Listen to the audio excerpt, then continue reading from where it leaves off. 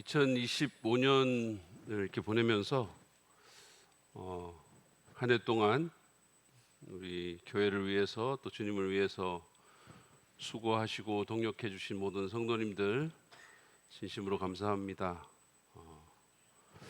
여러분들 때문에 또 우리 교회가 지금 여기까지 왔습니다. 그래서 하나님 앞에 여러분으로 인해서 깊이 감사하는 마음이 있습니다. 제가 참 부족한데도 또 한 해 동안 이렇게 여러분의 목회자로 또 이렇게 인정해 주시고 받아주셔서 감사를 드립니다. 저의 오늘 가장 큰 미션은 사실은 카운트다운을 밤 12시 넘겨서 하지 않는 겁니다. 그러려면 제가 설교 시간을 잘 좀 조절을 해야 되는데 그게 참 쉽지가 않습니다. 해마다 실패했는데 원래는 좀 성공했으면 좋겠습니다. 근데 저희 집 사람은 그냥 사랑 믿는 시계로 하자고 그냥 이렇게 얘기를 했는데요. 어쨌든 노력은 한번 해보겠습니다. 어느덧 우리가 이 한 해 마지막 날에 다다랐습니다. 이제 한 30분 정도 지나면 2025년은 역사 속으로 흘러가게 될 거고 2026년 새로운 해를 맞습니다. 여러분은 이제 이 새해를 맞으면서 어떤 생각을 하고 계신지 모르겠지만 아마도 여기 계시는 거의 대부분의 사람들의 마음 속에는 새해는 올해보다는 좀 나았으면 좋겠다, 그런 생각을 하실 것입니다. 정말 이렇게 좀 새해가 됐으면 좋겠다. 늘 하던 그 해의 반복이 아니고 새로운 해가 됐으면 좋겠다, 그런 생각을 하실 겁니다. 그래서 제가 오늘 설교의 제목을 새해를 새해되게 이렇게 정했습니다. 달력만 새해가 되는 게 아니라 정말 새로움이 있는 그런 한 해가 됐으면 좋겠다. 새로운 삶이 펼쳐지는 그런 새해가 되려면 어떻게 해야 될지 오늘 좀 말씀을 나누려고 하는데, 본문 말씀은 이사야서 43장 18절 19절 말씀입니다. 이 말씀을 통해서 저는 세 가지를 여러분과 간단히 나누려고 하는데요. 첫 번째는 우리가 과거에 매이지 않아야 새해가 새해됩니다. 18절 말씀을 먼저 한번 보시죠. 너희는 지나간 일을 기억하려고 하지 말며 옛 일을 생각하지 말아라. 이 말씀은 과거를 다 잊어버려라 그런 뜻이 아닙니다. 요즘 저희 집사람이 제일 많이 하는 말 중에 하나가 내 휴대폰 어디 갔지? 그 말을 엄청나게 합니다. 교회에서도 하고 집에서도 하고 내 휴대폰 어디 갔지? 그래서 제가 이렇게 뭐 숨겨놓고 장난도 치고 막 이래요. 때로는 이렇게 들고 찾을 때도 있어요. 들고. 제가 전에도 한 말씀드렸죠. 어떤 사람이 전화하다가 나 휴대폰 잊어버린 것 같아, 끊어야 되겠어. 그러니까 그 상대방이 어머 어떡하니, 잘 찾아봐 그러고 끊었다는 거 아닙니까? 여러분 다 중증이에요. 근데 우리 집사람도 거의 그런 수준입니다. 지금 아직까지 저를 안 잊어버려서 참 감사하죠. 근데 오늘 이 말씀은 그런 기억상실증을 얘기하는 것이 아닙니다. 이 말씀은 1차적으로 바벨론 포로 생활을 하는 그 이스라엘 민족에게 주신 말씀인데, 그들이 너무 큰 아픔을 겪었잖아요. 자기들의 프라이드인 성전이 완전히 불에 타서 무너지고, 자기들은 쇠사슬에 묶여가지고 적국에 포로 잡혀가지고 지금 와 있는 이런 상황입니다. 그 정신적인 충격과 상실감과 그 패배 의식을, 그 수치를 우리가 감히 짐작조차 할 수 없는 거죠. 그래서 이 말씀은 그런 과거의 아픔에 붙들려 살지 말라는 거예요. 거기서 벗어나라는 겁니다. 그 아픔과 그 상처를 이제는 가게 해라, 그런 뜻입니다. 성경은 망각의 신앙을 가르치지 않습니다. 오히려 기억하라는 말씀이 굉장히 많죠. 과거를 돌아보면서 교훈을 얻고 회개와 반성을 촉구하는 그런 말씀도 많잖아요. 그러니까 지나간 일을 기억하지 마라, 과거를 생각하지 말라는 것은 새로운 삶을 위해서 과거에 매여 있지 말라는 뜻입니다. 과거에 매여 있으면 앞으로 나갈 수가 없기 때문이죠. 과거에 매이지 않기 위해서 먼저는 앞에서 이스라엘 백성에게 권면한 것처럼 과거의 상처나 그 아픔, 그들이 겪었던 상처나 아픔을 떨쳐버리는 것처럼 우리도 그래야 된다는 거예요. 제가 미국에서 조력자로 섬겼을 때 그 교회 권사님 할머니가 한 분 계셨는데, 그분은 시어머니에 대한 안 좋은 감정과 씁쓸한 그 마음을 감추지를 못했어요. 그러니까 그 시어머니 이미 돌아가시고 없는데도 계속 그런 것들이 그분을 발목 잡는 모습을 봤어요. 늘 그런 부정적인 에너지에 사로잡혀 있었습니다. 어떤 분은 과거의 실패에 사로잡혀 있죠. 그래서 의기소침해지고 아이 내가 뭘 그러면서 아무것도 못하는, 시도하지 못하는 그런 일도 있죠. 물론 과거의 성공과 영광에도 매이지 말아야 합니다. 여러분 한번 생각해 보시죠. 만약에 사도 바울이 과거에 자기가 교회를 핍박하던 그 실패, 그 잘못된 것에 매여 있었다면 주님의 부르심을 받아서 교회를 개척하는 그런 일을 할 수 있었을까요? 만약에 그가 선교 여행 때 막 성공한 그 상황에 사로잡혀 있었다면 새로운 도전을 할 수 있었을까요? 그는 교만해지고 자기 만족에 빠져서 하나님께 쓰임 받지 못했을 겁니다. 여러분 2025년이 이제 가잖아요. 지나가는 시간과 함께 올해의 상처나 아픔, 실패와 성공을 다 떠나보내십시오. 과거의 앙금도 이제는 좀 털어버리십시오. 용서할 사람이 있으면 용서하고 새해까지 그 악감정과 그 쓴뿌리와 원한을 갖고 가지 마십시오. 왜 그런 안 좋은 독을 품고 새해를 맞으려고 하십니까? 과거로부터 얻어야 될 교훈이 있다면 얻으시고, 반성할 일이 있으면 반성하고, 회개해야 할 것이 있으면 회개해서 돌이키십시오. 그리고 그런 다음에 떠나보내시기 바랍니다. 지난해의 영광도 성공의 기억도 이제 그만 가게 하십시오. 그래야 새해가 새해 될 수 있습니다. 사도 바울은 빌립보서 3장 13절에서 뒤에 있는 것은 잊어버리고 앞에 있는 것을 향하여 달려간다라고 했어요. 여러분도 그렇게 하시기 바랍니다. 내려가는 연습이라는 책에 보면 이런 문장이 나와요. 나무는 낙엽을 뿌리고 한 시즌을 마감한다. 나무는 한동안 매달고 있었던 자기 이파리를 그냥 떠나보냅니다. 그것을 자기 몸에서 떨쳐 낙엽 뿌리기를 두려워하지 않습니다. 왜냐하면 그래야 새봄을 맞을 수 있기 때문이에요. 그렇게 나무는 과거에 집착하지 않고 모든 것을 내려놓고 빈손으로 겨울을 납니다. 어제를 버려야 오늘을 맞이할 수 있고 오늘을 버려야 내일로 나아갈 수 있기 때문이에요. 과거의 것들을 내려놓으십시오. 매이지 마십시오. 앞에 있는 것을 바라보면서 달려가시기를 바랍니다. 두 번째로 새해가 새해되기 위해서 우리는 새 일을 행하실 하나님을 신뢰해야 합니다. 과거에 매이지 않아야 될 뿐만 아니라 새로운 일을 행하실 하나님을 신뢰해야 돼요.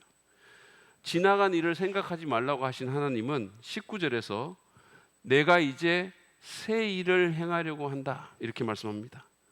개역 성경에 보면 보라 내가 새 일을 행하리니 그렇게 돼 있죠. 19절 하반부에 보면 그 새 일이 이렇게 설명되어 있어요. 내가 광야에 길을 내겠으며 사막에 강을 내겠다.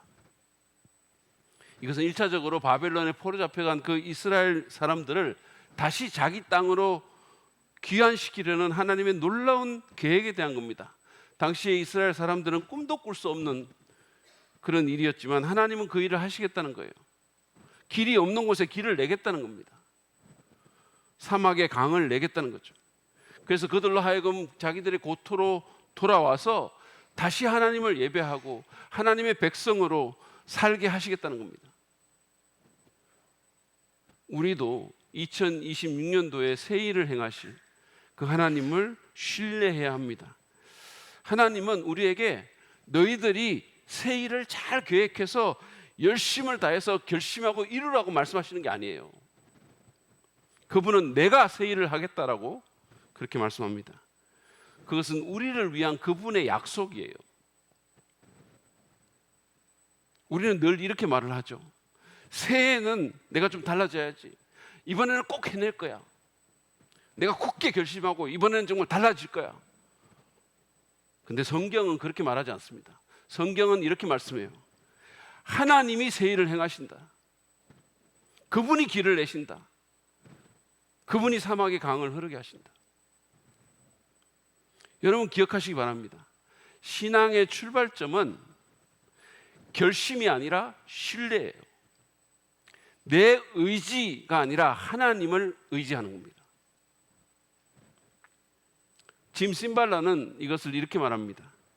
우리의 영적 생활에서 가장 중대한 문제는 네가 믿느냐이다. 그것은 좀 더 노력해 보지 않겠느냐라거나 너 자신을 좀 더 가치 있게 만들지 그러느냐가 아니다. 그것은 오직 하나님만이 하실 수 있는 일을 하나님이 하신다는 것을 믿는 믿음의 문제인 것이다. 하나님께서 내 삶에 새 일을 행하시겠다는 이 약속의 말씀을 믿고 신뢰합시다. 그 믿음이 하나님을 기쁘시게 하고 역사를 이루게 하는 거예요. 여러분, 제 아내는 집안 살림이나 실질적인 삶과 관련된 일에 대해서 저를 잘 못 믿어요. 저를 신뢰하지 않습니다. 전에도 제가 말씀드린 것처럼 그 암 수술할 때 어떻게 될지 모른다면서 은행 비밀번호를 미국에 있는 저 아들한테 알려주고 저한테는 안 알려줬어요.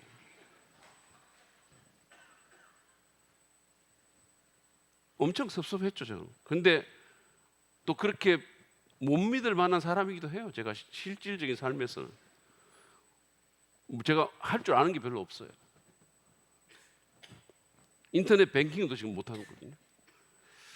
그런데 사역과 관련해서는 저를 신뢰합니다.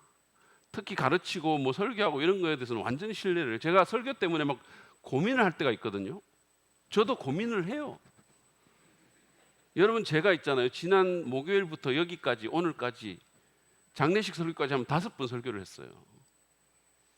꼭 설교하는 기계가 된 것 같아요. 그럼 막 고민을 하잖아요. 뭐 하지? 그러면 전혀 신경 안 써요. 다 할 거야. 당신 잘해. 이런 식이에요. 믿기 때문이죠. 그래서 믿어주면 기쁘고 또 그러면 진짜 잘하게 되죠. 하나님도 우리가 하나님을 신뢰할 때, 믿을 때 가장 기뻐하십니다. 믿음이 없이는 기쁘시게 못한다 그랬어요. 우리의 행동이 아니라 신뢰가 하나님을 기쁘시게 하는 거예요. 하나님을 의지하십시오. 또 하나 우리가 여기서 보는 것은 하나님께서 새 일을 설명하면서 광야에 길을 내고 사막에 강을 낸다고 하셨잖아요. 여러분, 광야와 사막은 이게 길이 보이지 않고 물이 없고 살기가 힘들고 혼자 있는 것 같은 그런 곳이잖아요. 지금 여러분 우리 가운데 광야 또는 사막에 있는 것 같은 그런 분이 계실까요? 길이 보이지 않고 막막하고 외롭고 살 수 없을 것 같은 상황에 처한 분이 있으십니까? 건강의 문제나 가정의 문제나 진로나 생계의 문제, 사역의 문제, 반복되는 죄와 연약함의 문제가 여러분을 가로막고 있으십니까?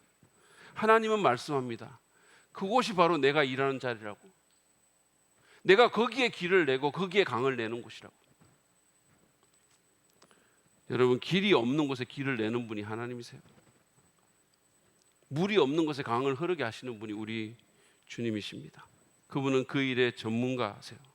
그 하나님을 신뢰하고 내 명철과 지식과 경험과 세상의 지혜와 방법을 의지하지 맙시다.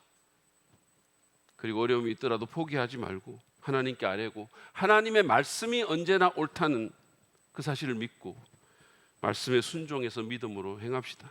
그러면 2026년도에 광야에 길을 내고 사막에 강을 내는 하나님의 새 일을 우리가 경험할 수 있게 될 것입니다.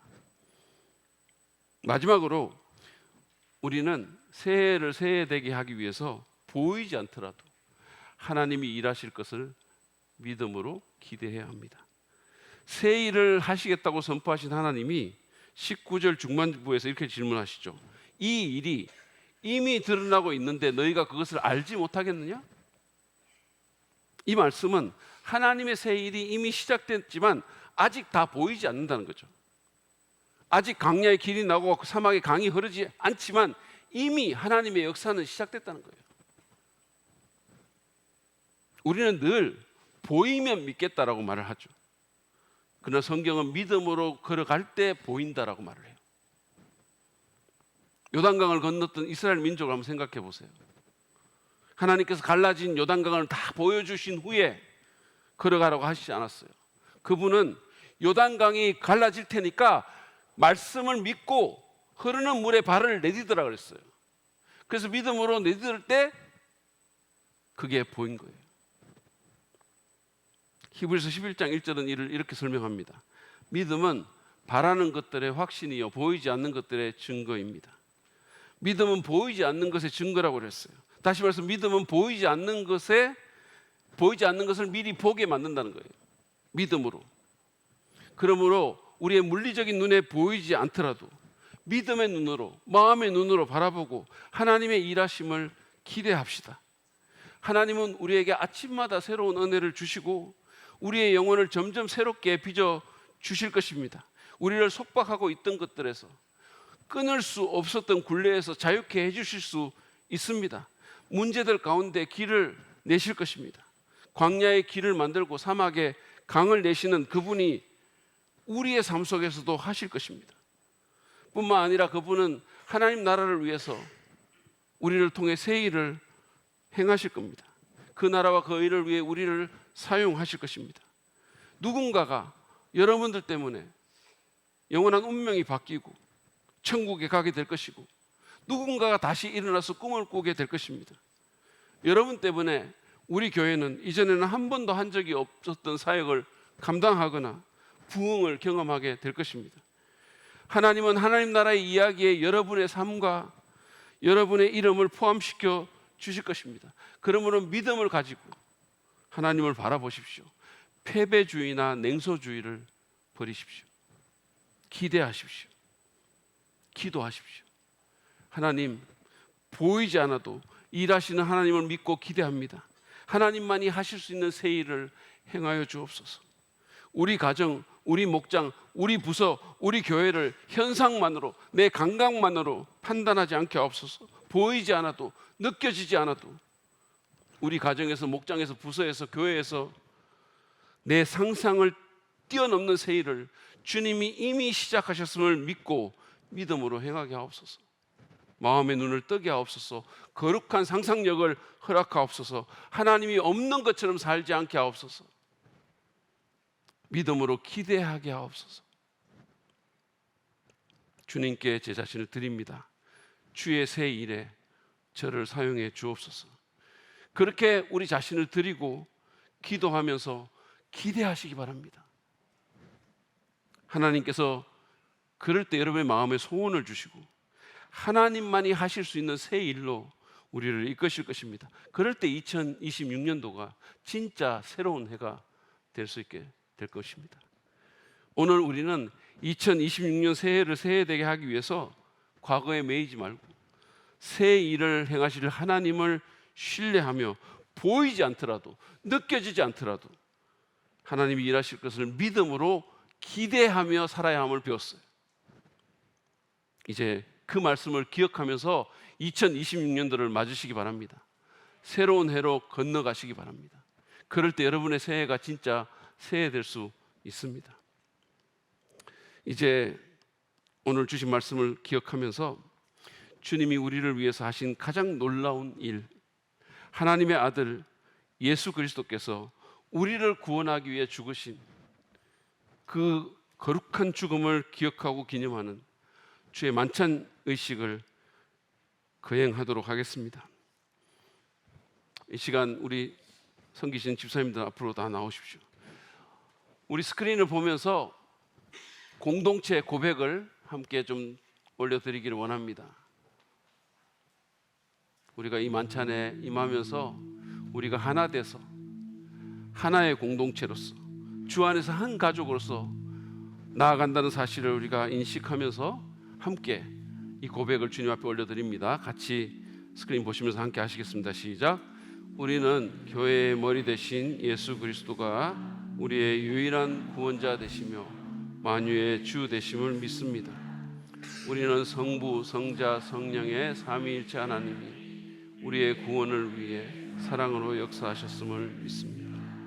우리가 떡을 받을 때 우리의 죄를 위하여 찢기신 주님의 거룩한 몸을 생각하고, 우리가 잔을 받을 때 우리의 더러움을 씻기시는 주님의 보배로운 피를 기억하여 그 영적 임재와 은혜에 동참하게 됨을 믿습니다.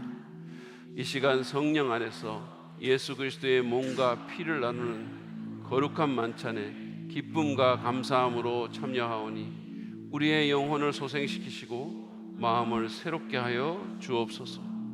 이 복된 만찬 가운데 임재하여 주셔서 주님의 은혜로 우리를 덮어주시고 만나주시며 다스려 주옵소서.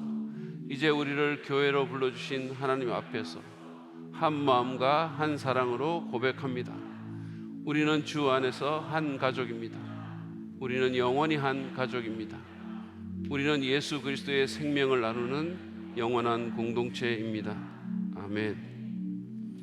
한 해를 떠나보내고 새로운 해를 맞는 지금, 우리는 인류 역사상 가장 중요한 사건이자 우리 각자에게 가장 소중한 일인 예수님의 우리를 위한 십자가 희생을 기억하고 감사하고 경축하려고 합니다.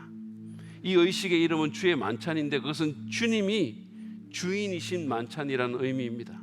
우리를 위해 죽으셨다가 다시 사신 예수님이 우리를 당신의 식탁으로 부르셨습니다. 예수님은 두세 사람이 내 이름으로 모인 곳에 나도 그들과 함께 하시겠다고 분명히 약속하셨습니다. 이제 그분은 부활의 영으로 우리 가운데 함께 계시면서 우리를 위한 당신의 그 고귀한 희생을 기념하는 우리에게 특별한 은혜와 임재를 허락하실 것입니다. 이제 그 만찬 예식을 시작하려고 합니다. 특별히 제가 안내를 드릴 텐데요. 여러분들 가운데 혹시 아직 예수 그리스도를 믿지 않는 분이 계신다면 우리가 떡과 잔을 나눌 때 그냥 부담 갖지 마시고 조용히 옆으로 옆 사람에게 넘겨주시면 되겠습니다. 그리고 특별히 여기 어린이들이 혹시 있다면 부모님들이 잘 이렇게 돌보셔서 이 일에 이렇게 어려움이 없도록 이렇게 좀 협조해 주시면 감사하겠습니다. 제가 오늘 고린도전서 11장 23절부터 28절 말씀을 읽어드리겠습니다. 내가 여러분에게 전해준 것은 주님으로부터 전해받은 것입니다. 곧 주 예수께서 잡히시던 밤에 빵을 들어서 감사를 드리신 다음에 떼시고 말씀하셨습니다. 이것은 너희를 위하는 내 몸이다. 이것을 행하여 나를 기억하여라. 식후에 잔도 이와 같이 하시고서 말씀하셨습니다. 이 잔은 내 피로 세운 새 언약이다. 너희가 마실 때마다 이것을 행하여 나를 기억하여라. 그러므로 여러분이 이 빵을 먹고 이 잔을 마실 때마다 주님의 죽으심을 그가 오실 때까지 선포하는 것입니다. 그러므로 누구든지 합당하지 않게 주님의 빵을 먹거나 주님의 잔을 마시는 사람은 주님의 몸과 피를 범하는 죄를 짓는 것입니다. 그러니 각 사람은 자기를 살펴야 합니다. 그런 다음에 그 빵을 먹고 그 잔을 마셔야 합니다. 아멘. 우리 이 시간에 잠깐 우리 자신을 살피는 그런 기도를 주님 앞에 드리겠습니다. 여러분 혹시 주님께서 이 시간 뭔가를 드러내실 때 주님 앞에 고백하십시오. 우리가 고백하면 주님은 미쁘시고 의로우사 우리 죄를 사하시고 우리를 모든 불의에서 깨끗게 하시겠다고 약속하셨습니다. 이 시간 우리를 살피면서 하나님 앞에 참회의 기도를 드리시겠습니다. 그리고 우리를 위해 우리를 용서하시기 위해 그 몸을 주신 주님께 감사하며 나아가도록 하겠습니다. 함께 기도하시겠습니다.